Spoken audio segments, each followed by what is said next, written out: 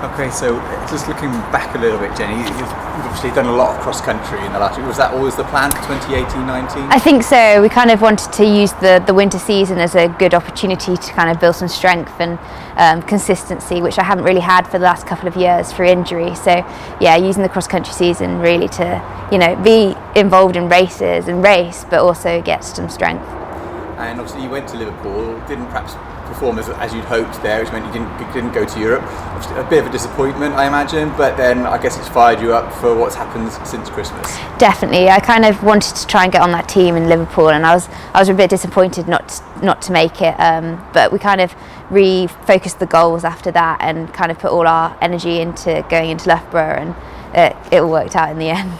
Fantastic. And also, then so since Christmas you had some great performances, starting with the Welsh Championships where you came and took the title. How important was it for you to come to that event and obviously take the title, but also then give yourself a confidence boost for Loughborough? Definitely. I'd done a couple of road races before, so I'd been off the country for a couple of months, so going into the Welsh Champs I really just wanted to have a really good run out and see how it went, and getting the Welsh title was really special for me, and it was my first time doing the Welsh cross country champs, so it gave me a good bit of confidence going into Loughborough.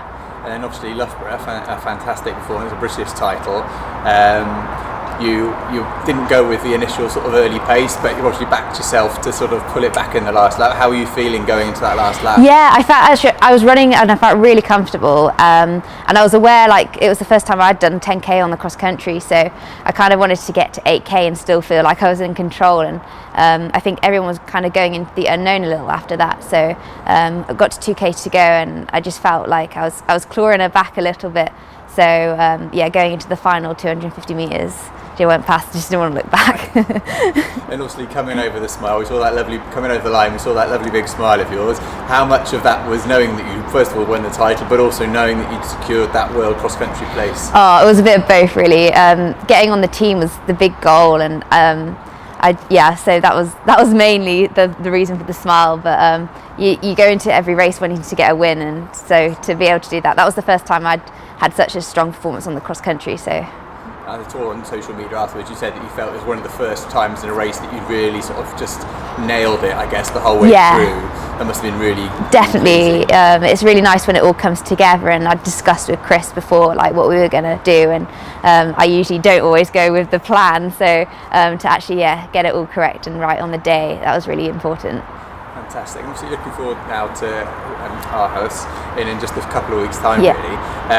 They're billing it, the organisers, as the toughest of courses. Lots of mud, potentially, obviously, lots of hills, up and downs, and hardly ever flat anywhere, I think. Will that suit you? Is that what you sort of like from a course? I think it'll definitely play to maybe Great Britain's strengths a little. I think Kenyans and the Africans going into the race probably won't be so used to that sort of terrain, so I hope that kind of the strength that Britain has over cross country will kind of show out there. I think it'll definitely be exciting, and I've seen a preview of the course and it does look pretty tough. So and obviously, what does it mean to you to be part of that? It's obviously a strong British women's team, British women's endurance, Welsh women's endurance, really good at the moment.